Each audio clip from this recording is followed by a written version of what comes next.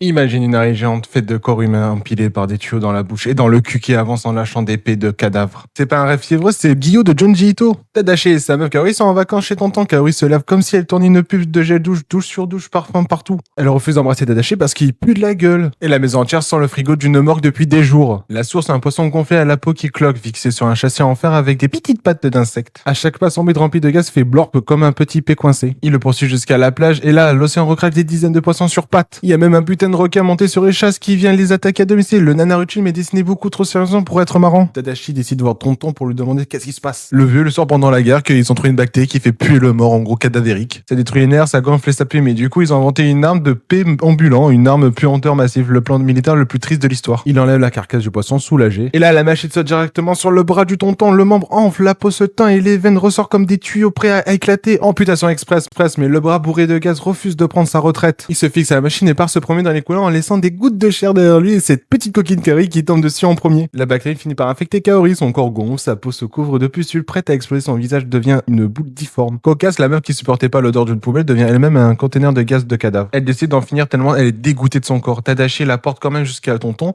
pour l'emmener à l'hôpital, mais en esquivant les poissons sur pattes qui envahissent les rues. Sur la route, Tadashi se fait choper par un putain de calamar géant avec des tentacules partout. Le truc serre le renifle, on dirait qu'il veut lancer un doujinshi hentai en live. Tadashi tombe dans les déchets, mais l'odeur est tellement puissante qu'il s'évanouit comme une merde, les poumons remplis de fumée, de fruits de mer périmés. Le tome 1 se termine là-dessus, le héros dans le coma vide qui pue la merde, et toi qui te demandes sérieusement si tu reverras un jour un calamar normalement.